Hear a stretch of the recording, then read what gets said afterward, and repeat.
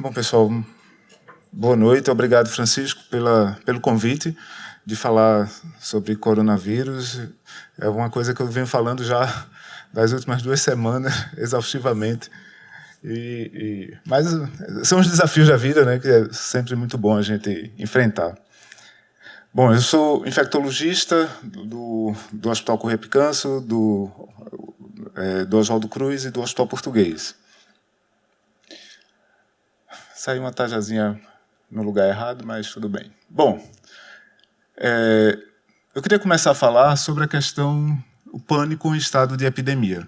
E é isso mais ou menos o que a gente vê numa situação como de uma epidemia que se vive e da falta de conhecimento mais apropriado. Então, o nosso secretário, numa das reuniões, ele falou uma frase bem pertinente, né? A gente precisa ocupar o espaço na imprensa com as verdades para que não deixe as inverdades tomarem esse espaço e daí criar justamente essa questão de pânico. Lógico que ninguém vai desprezar nem tirar por menos uma situação epidêmica como a China está vivendo. Mas a gente precisa passar tranquilidade e informação correta para as pessoas, para justamente, principalmente para os profissionais da área de saúde, para saber como agir numa situação como essa e não entrar em pânico, que aí realmente não vai conseguir fazer absolutamente nada. E aí eu gosto de apresentar, não sei se os senhores já viram a capa da Veja da semana passada, dessa semana, que tem esse destaque. A proporção de coronavírus se acelera e o número de mortes cresce. Então, é sempre falando na questão do número de mortes. E aí, George já apresentou que realmente cresceu, mas ele não faz nenhuma comparação com o número de casos também, que está aumentando e mantendo essa letalidade, essa mortalidade lá embaixo. Então, o que é que chama a atenção aqui é o número de mortes. A mesma coisa ontem no Fantástico, em que a apresentadora falou a mesma coisa. O número de mortes do coronavírus superou o número de mortes de SARS, né, que era o grande vilão da história. Então, poxa, para o leigo, para a pessoa que está em casa, isso vai criar um pânico, vai criar um pavor. Então, o coronavírus está matando mais do que o SARS, e, na verdade, não está. Associado a isso, a gente tem os vídeos dos oportunistas, não é? Então, se aproveita de uma situação como essa, calamitosa, e começa a passar informações erradas para a população. Então, precisamos acabar com essa situação de pânico, nos tranquilizar, ler, pegar informações corretas de sites realmente que trabalham seriamente para podermos passar para os nossos clientes, para os pacientes, para os funcionários das unidades em que nós trabalhamos, para tentar acalmar diante de uma situação de epidemia. E aí a gente se lembra dos preparos de epidemias anteriores, como do Ebola, por exemplo, que é uma situação de letalidade, de gravidade muito maior, nem se compara, mas que a gente tentou lá no Oswaldo Cruz manter a tranquilidade durante a preparação e fazendo o treinamento e capacitando as pessoas para enfrentar essa situação. Isso já passou, só atualizando agora 40 mil, né? E, bom, isso, tudo que eu vou falar agora, George também falou, mas é uma maneira mais lúdica da gente apresentar esses dados, né?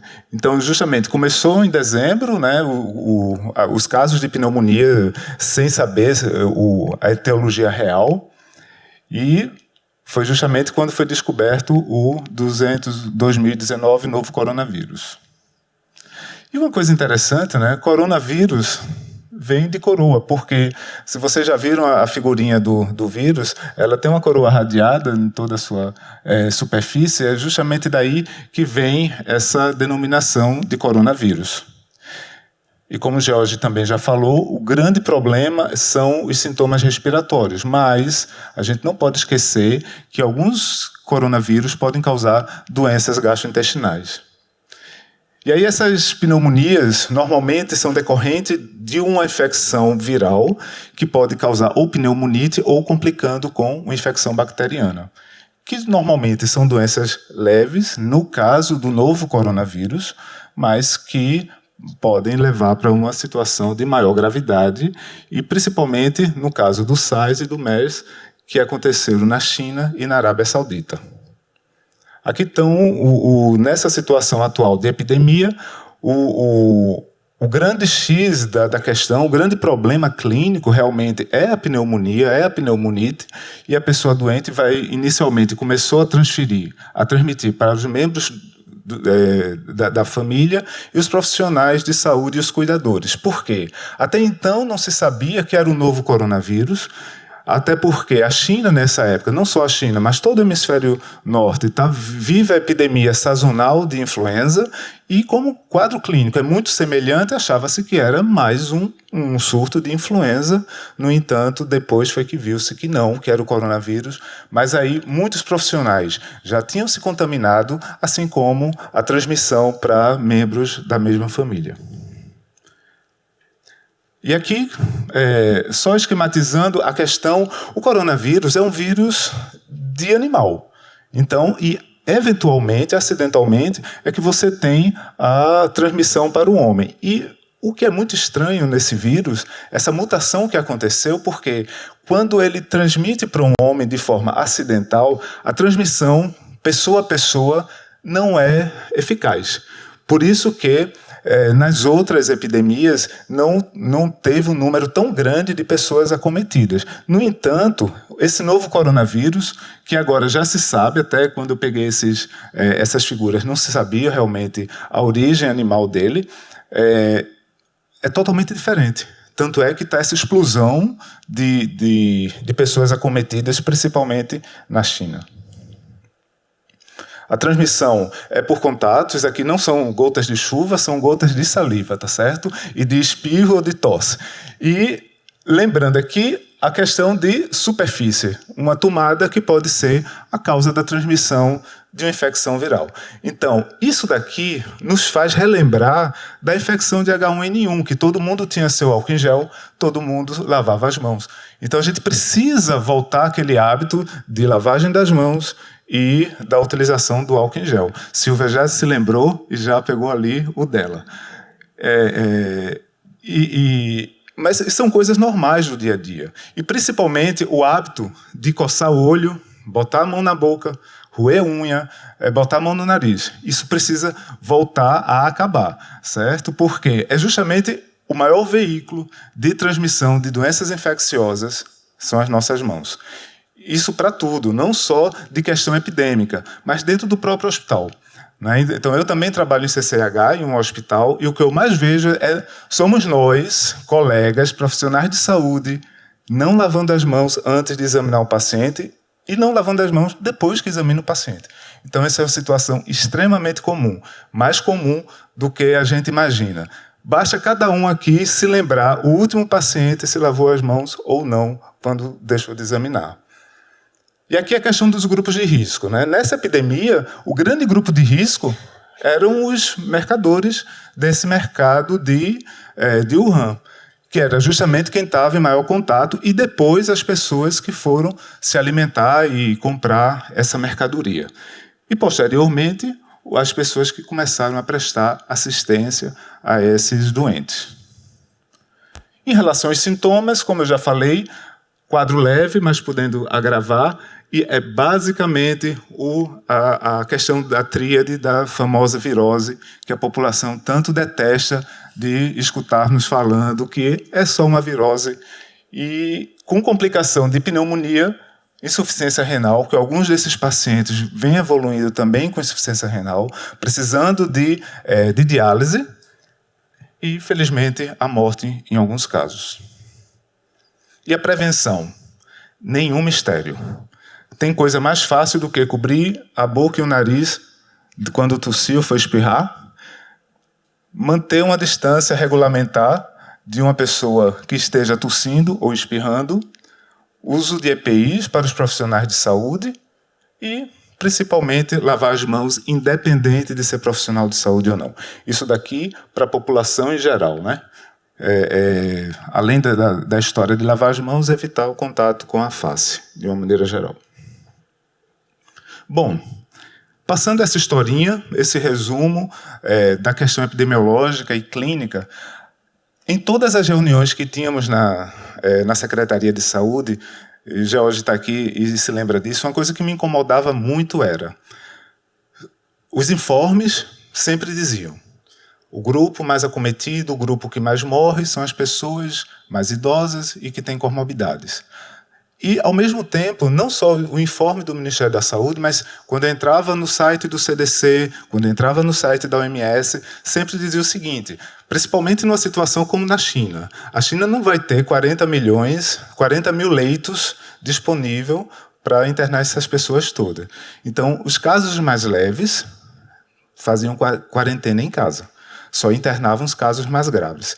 E aí eu ficava me perguntando, certo, mas aquele paciente que começa com um quadro leve, mas que tem hipertensão, é cardiopata, tem um DPOC e tem 60 anos. Até que ponto eu vou me sentir seguro de mantê-lo em casa? Qual é o tempo de agravamento dessa doença? Então, ninguém tinha ainda essa resposta. Diferente de dengue. Aqui todo mundo já viu um quadro de dengue e com complicação hemorrágica, que a gente sabe que é certeiro. Quarto dia, começam a cair as plaquetas e começa a ter uma evolução para, se for o caso, para um dengue hemorrágico com hemoconcentração, plaquetopenia e por aí vai. Mas numa situação como coronavírus. Então, um artigo bem recente, né, 2020, do dia 7 de fevereiro, traz algumas... clareia mais essa história natural do coronavírus. Então, isso aqui foi publicado no JAMA, é uma série de casos de um hospital universitário, em Wuhan, de 138 pacientes hospitalizados com pneumonia e que foi confirmado com coronavírus. Então, o tempo de avaliação foi de 1 a 28 de janeiro, sendo que eles acompanharam até, na verdade, o dia 3 de fevereiro. Desses 138, 36 foram internados em UTI e 102 em enfermaria. Eu acho que deu pau agora. Eu acho que por isso que ele deu aquele... Mas eu passo aqui.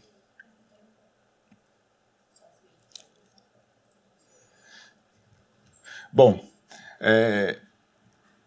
então, até o final do estudo, dos 138 casos, 26% precisaram realmente ficar na UTI, 34 tiveram alta, 61 permaneceram hospitalizados, até porque, como eles avaliaram até o dia 3 de fevereiro, e o artigo já foi publicado no dia 7, veja que rapidez para se publicar um artigo.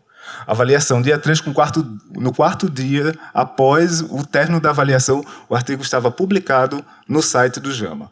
E 4,3 morreram. Não se assuste com essa letalidade, certo? Por quê? Isso daqui é um hospital onde tinham casos... será que precisa de... Vai botando aí, eu vou falando.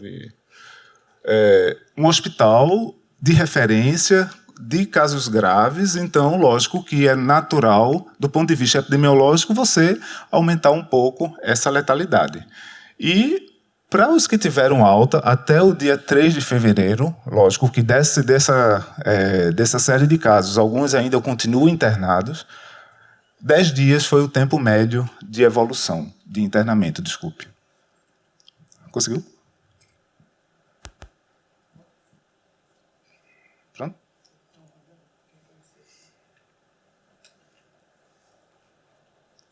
Bom, enquanto o Jorge vai...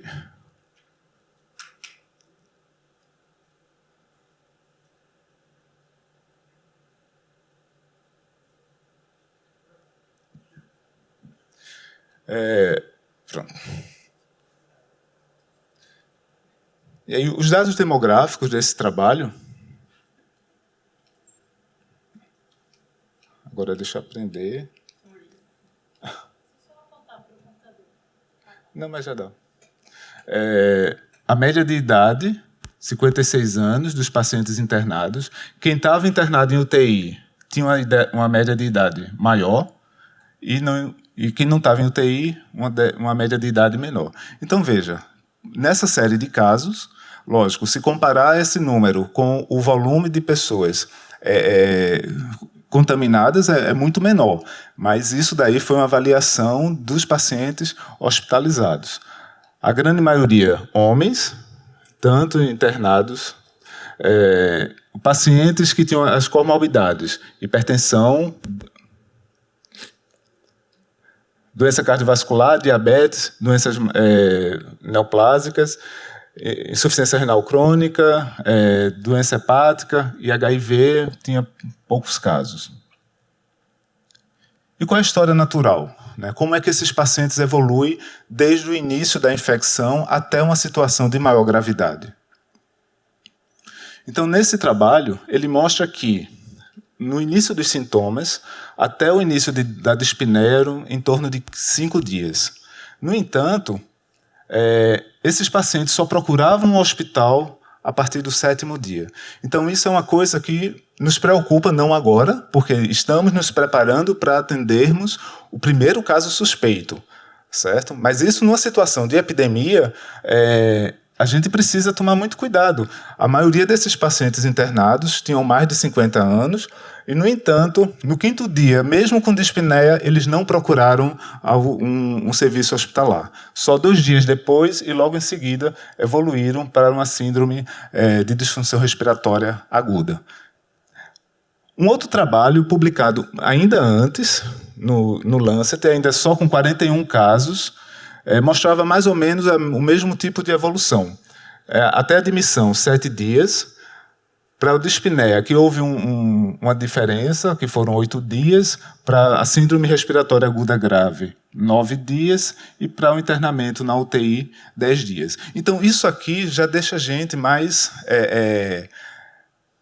com mais critério até de avaliar um paciente e a necessidade de internamento ou mesmo de orientação a essa pessoa para quando é que ele deve voltar para ser reavaliado. Uma vez que, instalada uma epidemia, nós não vamos ter leitos suficientes para internar todo mundo que chega como um caso suspeito. Então, a gente precisa realmente fazer uma triagem e isso aqui vai nos orientar, olha, no 5º dia, no 7º dia, por favor, retorne para ser avaliado. Entre os sinais e sintomas mais comuns, a gente tem sempre a febre, quase 100%, e nos pacientes que foram para a UTI, 100% tiveram febre, fadiga, tosse seca, anorexia, mialgia. Então, na verdade, olha, isso daqui qualquer virose pode apresentar. Então, por isso que é tão importante hoje colocarmos, antes até do que um quadro clínico, a epidemiologia. É mais importante do que tudo. Em relação à questão de gravidade, a maior parte evoluiu com a síndrome respiratória aguda grave, arritmia, injúria cardíaca, choque. E o que eles precisaram, né? Inclusive, alguns chegaram até a fazer ECMO para tentar reverter o quadro de gravidade. Como é essa condução clínica? Bom, aqui no estado, nós temos esses hospitais de referência. O Oswaldo Cruz, para adulto, Correia Picanso, referência para pediatria, e o Hospital Português, que é referência do estado para os pacientes que têm plano de saúde. Detalhe, isso não quer dizer que qualquer pessoa que tenha plano de saúde obrigatoriamente tem que ir para o Hospital Português. Não é isso. A pessoa pode ir para o hospital que quiser e que o plano de saúde dê cobertura. Aqui se porventura chegar uma pessoa numa unidade pública e não quiser ficar no hospital público, ele pode ser encaminhado para o Hospital Português ou numa situação de viagem, como foi acordado com a Anvisa, que está fazendo o monitoramento dos portos e aeroportos de Recife. Então, o fluxo que eu desenhei aqui ele é muito simples, certo? Então, nem o Hospital Português, nem o Oswaldo Cruz, nem o Correia Picanso vai ser porta aberta para atender esses pacientes. Então, se porventura chegar um caso suspeito em alguma unidade pública, uma UPA ou uma emergência, vai ser feito um contato direto da UPA com CIEVES e com a central de regulação. Então, a partir do momento que é feito esse contato, a CIEVES e a central de regulação já entram em contato com o Oswaldo Cruz ou com o Correia Picanso e já se já se esclarece se realmente, já se confirma se realmente é um caso suspeito. E a partir dessa confirmação do caso suspeito, essa pessoa é encaminhada para um dos hospitais de referência, onde será realizado todo o procedimento de coleta de material, de envio de material para o LACEN e daí para a Fiocruz. Então, ninguém precisa se preocupar na sua unidade de origem fazer coleta de material. Isso tudo é feito no hospital de referência. Por que isso é tão importante? Isso está na cabeça de todo mundo, principalmente quem trabalha nessas unidades. Então, como um exemplo de treinamento que a gente teve, um treinamento surpresa, semana passada, um médico de plantão de uma UPA entrou em contato com o médico do Oswaldo Cruz, dizendo que tinha um caso suspeito. O médico do Oswaldo Cruz já disse, mande para cá. E quando ligou para mim, eu disse, não vai mandar, segura a pessoa aí, porque a gente precisava ter certeza se realmente era um caso suspeito. E a história não tinha nada de caso suspeito. Era uma funcionária de uma portaria de unidade de ensino que todo dia passava uma professora que tinha ido para a China há um mês atrás. Então, assim, a professora não estava doente, tinha o tempo de estada na China, tinha passado o tempo recomendado não só pela secretaria, mas pelo Ministério, pelo OMS, então não tinha absolutamente nada de caso suspeito. Então, por isso que foi criado todo esse fluxo e, primeiro, precisa ser contactado o CIEVES para pegar detalhes do caso e definir se realmente se trata de um caso suspeito. Aqui é a questão do critério de caso suspeito, que eu só fiz inverter o que George já falou. O que foi que eu fiz? Eu botei a situação epidemiológica como o primeiro que você tem que averiguar, certo? Porque se hoje, a realidade epidemiológica de hoje é pessoas que vêm da China ou têm contato próximo com caso suspeito ou contato próximo com caso confirmado, e depois disso é que você vai se interessar se ele tem um quadro de uma doença viral. Porque se não tiver isso, esqueça isso daqui, vá procurar influenza, vá procurar dengue, vá procurar chikungunya, o que quiser, menos coronavírus, certo? Então, isso aqui tem que ficar muito claro. A gente precisa trabalhar com vínculo epidemiológico. E não é o vínculo epidemiológico de viagem, a viagem do se, né? Não, mas se. Por quê? A história também que aconteceu no hospital privado. Chegou uma pessoa que estava no cruzeiro na Argentina. Então, mas se tivesse lá um chinês. Bom, se tivesse um chinês que tivesse doente, o navio já estaria acontecendo o que aconteceu no Japão. Não é que está lá o navio em quarentena. Então, essa história do si é a mesma coisa do carnaval. Não é? Então, assim, precisa ter medo hoje do carnaval? Lógico que não. Não existe vírus circulando. Então, para que se pensar que no carnaval vai ter uma explosão de coronavírus? Como? Não é? Depois, quando a gente encerra para... Então, isso aqui precisa ficar muito claro, tá certo? E aí, existe uma classificação que... isso daqui tem no manual da Organização Mundial de Saúde, que ela é bem didática. Então, a doença não complicada, certo? É aquela doença, aquela pessoa que vai ter esses sintomas e que vai ficar em quarentena em casa. Paciente com febre, tosse, dor na garganta, congestão nasal, mal-estar geral, que não apresenta sinais de desidratação, falta de ar ou sepse. E avaliação radiológica normal. Então, é aquele quadro que não tem, até a questão temporal, você não vai ter uma complicação maior. Essa pessoa pode ficar esperando em casa essa evolução. Então, no primeiro momento, o que é que a gente vai fazer numa situação do que estamos esperando agora, que é o primeiro caso suspeito? Está todo mundo na expectativa do celular tocar e, verdadeiramente, um caso suspeito. Esse primeiro caso suspeito ele vai ficar internado, independente de ser um quadro leve ou não. Por quê? Justamente por conta... a gente precisa ver se todo o fluxo criado vai funcionar. De tudo. Desde a chegada dele na unidade, do internamento dele na unidade e do fluxo de coleta de material. Esse é o primeiro motivo. O segundo motivo, imagine o primeiro caso suspeito morando num prédio em Boa Viagem, vai chegar lá, toda a população do prédio vai pular pela janela ou então vai colocar o cara para fora, que foi justamente o que aconteceu no primeiro caso suspeito, que não foi suspeito, foi um falso suspeito de ebola lá em Caruaru, que a gente precisou trazer essa pessoa para Recife para internar no Oswaldo Cruz, porque Caruaru virou um inferno, justamente por conta dele. Então, nessa situação, nós vamos interná-lo. Em relação à medicação, é basicamente medicação sintomática, certo? E como eu falei, né, esse caso vai ser internado justamente por esses motivos. Esse caso leve pode evoluir para uma pneumonia. Não grave, mas pode ter uma pneumonia moderada pela ação direta do vírus e por uma complicação bacteriana.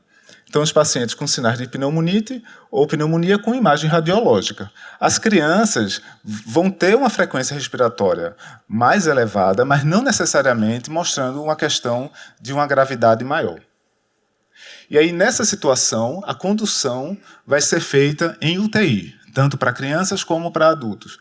Medicação sintomática, antibióticos, porque aí você, já com uma complicação bacteriana, você vai precisar fazer antibióticos e fazer o oseltamivir, o Tamiflu, até confirmar realmente o novo coronavírus. Por quê? Esse caso pode ser de uma influenza que complicou com a pneumonia. Então, diante dessa situação de gravidade, no início de um quadro, é orientado realmente a se fazer o Tamiflu, já que clinicamente não tem como você diferenciar um do outro. Lembrando que essa questão da pneumonia, isso do tipo de antibiótico vai depender também do tempo que essa pessoa ficou internado. Lógico, se ele entrou bem, 48 horas depois começou a apresentar um quadro de pneumonia, você não tem como afastar também um agente hospitalar causando essa pneumonia, e aí vai ficar a critério de cada serviço que tipo de antibiótico vai fazer de acordo com a microbiota local. A síndrome de desconforto respiratório agudo vai ser uma situação de maior gravidade, realmente, onde você vai ter comprometimento bem importante do pulmão, com alterações bem exuberantes de parênquima pulmonar, com várias lesões, podendo ter derrame pleural, podendo ter condensação, nódulos. Você vai ter alteração de permeabilidade de oxigenação desse pulmão e, necessariamente, essa pessoa precisa de uma assistência em UTI. E aí o tratamento vai ser, recomenda-se evitar ventilação não invasiva. Se for realmente necessário, essa ventilação não invasiva precisa ser vigiada, porque o paciente pode evoluir muito rapidamente e o ideal é ser feito uma intubação precoce. O uso de cristalóides, ele precisa ser feito com muita parcimônia. Então, se a pessoa evoluir para um choque, se você não consegue reverter com o uso com a hidratação, imediatamente você já vai ter que passar para drogas vasoativas. Por que isso? Nessa situação de uma SARA, você superidratar esse paciente, você pode piorar, inclusive, a resposta ventilatória dele. Os antibióticos serão necessários também nessa situação, e aí o tipo de antibiótico vai depender do tempo de internamento e da microbiota de cada hospital, e também utilização do Tamiflu. O quadro de sepse, provavelmente por conta de infecção bacteriana, não difere do que é um quadro de sepse habitual, com todos os sinais e sintomas de uma sepse. No entanto, o que é interessante aqui, eu terminei não colocando a tabela de evolução dos exames laboratoriais. E uma característica do coronavírus é ter uma leucocitose persistente. Então, essa leucocitose faz com que a defesa imunológica realmente diminua e por isso você tem tanta complicação de infecção bacteriana, mesmo sendo um quadro viral. E daí a importância de se utilizar o antibiótico realmente prontamente diante de uma complicação e de uma doença tão grave quando começa a complicar. E aí, logicamente, a condução também será feita em UTI. Por que está assim?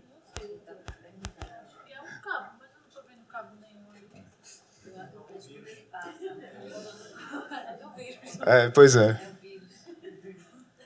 O seu fica paradinho, então, tá bom? Tá certo. Critérios de alta hospitalar. Bom, os casos leves... não tem jeito, não. É o corona. Os casos leves, principalmente nesse início de infecção, de epidemia, vamos mantê-lo internado por 48 horas e, se evoluir tudo bem, ele terá alta, lógico, com orientação que, em qualquer caso de piora, deve retornar. Os casos com pneumonites ou internados na UTI, eles precisarão ter pelo menos 48 horas de manterem assintomáticos ou, tendo alta da UTI, passar 4 dias em avaliação e observação para ver como essa melhora. Por que isso? Existem alguns relatos de casos de rebote após uma melhora clínica. Você tem a melhora clínica e depois tem uma piora. Então, por conta disso, nos casos mais graves, precisamos ter uma atenção mais adequada. E o mais importante é a questão da proteção, né? A utilização dos EPIs. Então, a gente fala muito, e como o George falou também, as pessoas querendo usar máscara, no entanto, quem tem a principal fonte é o doente. Então, ele precisa ter essa máscara cirúrgica. Existe, vocês viram algumas fotos da China, dos Estados Unidos. Os Estados Unidos, inclusive, o primeiro caso suspeito foi atendido por um robô. Né? Então, existe um certo exagero também, de acordo até com a microbiologia do tipo de vírus. Então, ele não tem um nível de letalidade como o ebola, que precisa de todo esse aparato. E aí perguntaram hoje lá no Oswaldo Cruz, sim, mas por que o Exército ontem, nos casos que chegaram da China, que nem eram doentes, fizeram um aparato daquele com roupas de astronauta e aquele negócio todo, aquela situação. O problema aí é muito a questão política do retorno desses brasileiros. Então, lógico que eles, inclusive o swab deles nasal tinha sido negativos antes de sair da China.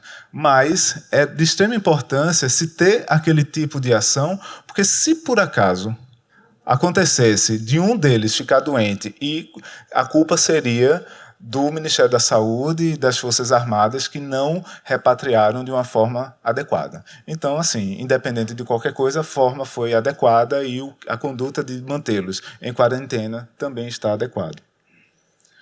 Não tem mistério, mais uma vez, em relação à questão do uso dos EPIs. E o principal de tudo, voltando aqui a falar a questão da lavagem das mãos. O que é recomendado pela Organização Mundial de Saúde, o que é recomendado pelo CDC e o que é recomendado pelo Ministério da Saúde, que foi justamente o que foi definido pela Secretaria. O atendimento da pessoa dentro, paciente internado, que precisa de um acompanhamento mais de perto, o profissional de saúde vai usar a máscara N95, certo? O óculos, capote e luva, ok? Então, não tem isso daí. O governo federal e o governo estadual vai suprir as unidades com material de EPI e não tem mistério nenhum. Então, é só utilizar esse tipo de material, fazer o atendimento do paciente sem medo, sem pavor e lavar as mãos antes e depois do atendimento. E eu achei essa última parte no site do CDC, que eles se preocupam muito com a saúde do profissional. Então, o quanto de risco um profissional tem a atuar num paciente desse. Então, isso daqui são situações de que, se acontecer a não utilização do EPI, não entendam que isso daqui é para ser feito sem o EPI, de forma alguma.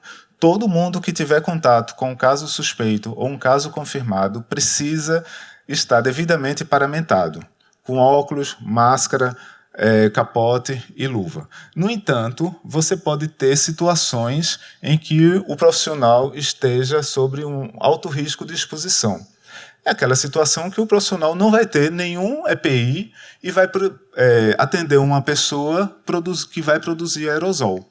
Então, qual é a situação em que você vai produzir aerosol? Aspiração, nebulização, intubação, extubação, massagem cardiorrespiratória. Então, isso daí, se ele não tiver com nenhum EPI, ele vai ter um alto risco de exposição. E qual é a importância disso? É para ele fazer isso de forma alguma, mas se por acaso acontecer, pelo CDC, essa pessoa vai ficar em quarentena no hospital. Não volta nem para casa. Médio risco. Os profissionais que vão ter alguma atitude que vai criar aerosol, mas que tem a máscara, que tem o óculos, mas que não tem luva, nem tem o capote. Então, ele é de médio risco. De médio risco também, o profissional com os olhos, nariz e a boca desprotegida, que mantiver contato próximo ou prolongado com o paciente que não usa máscara facial. Então, veja, o paciente não usa... Qual é a diferença desse para o alto risco? Ele não está causando aerosol aqui, certo? Então, é um profissional que entra na enfermaria, que entra no quarto do paciente e esqueceu de botar a máscara. Mas só foi lá para entregar um copinho de dipirona e voltou. Então, na verdade, ele é um médio risco. Ou então, se ele tiver também desprotegido, mas que o paciente usa máscara facial. Então, ele também é um médio risco. Profissional sem luva, que tenha contato direto com secreções e excreções de um paciente, também é médio risco. No entanto, se esse paciente falhou em realizar a higiene das mãos, isso aqui é extremamente importante. Então, se ele entrar sem luva e se ele falhou a higienização das mãos, ele é de médio risco. Mas se ele entrar sem luva e higienizou as mãos, ele passa para baixo risco. Veja o quanto é importante a higienização das mãos, certo? Por que o CDC está fazendo isso? Não é para estimular esse tipo de comportamento, mas porque, numa situação como essa, esse paciente vai ser afastado do trabalho, mas ele vai ficar em quarentena em casa. Então, veja qual é a preocupação dele. Não é orientar esse tipo de comportamento do profissional, mas é já tomar uma providência para, classificando esse profissional em risco, tomar uma conduta para evitar disseminar a doença. E a situação de baixo risco é quando você vai ter o profissional usando máscara facial apenas, sem óculos, sem capote, sem luva, que tenha um contato prolongado próximo ao paciente que usava máscara. Então, veja que aqui também não tem a produção de aerosol.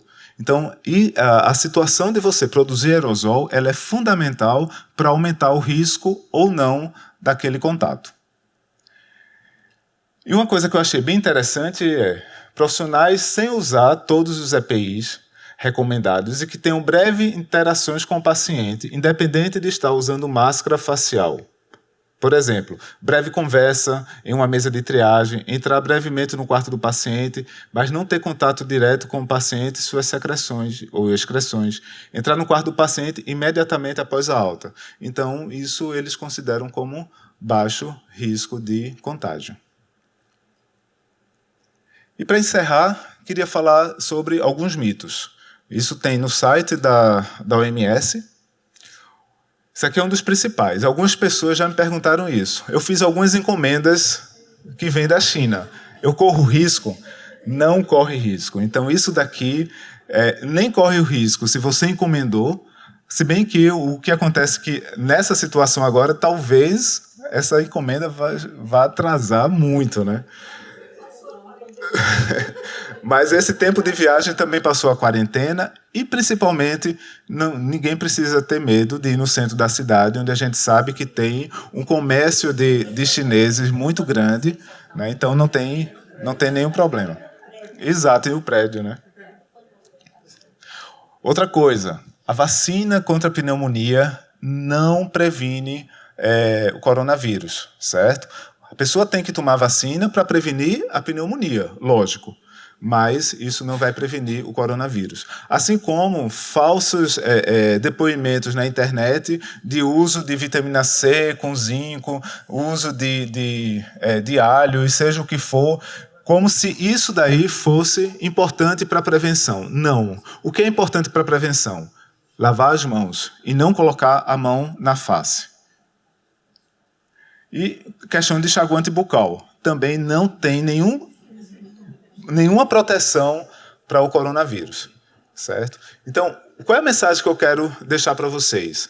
A gente não tem que relegar a importância epidemiológica de um vírus como esse. Não é isso. O que a gente precisa é ter conhecimento e passar o que deve ser dito. Lógico que todo mundo fica com medo quando você vê um país como a China tendo uma epidemia dessa monta, chegando em pouco tempo a já 40 mil casos de infectados.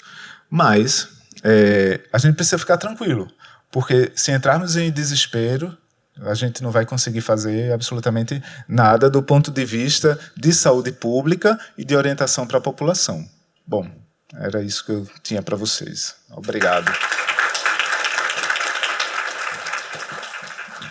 Obrigado, Demetrios. Brilhante apresentação.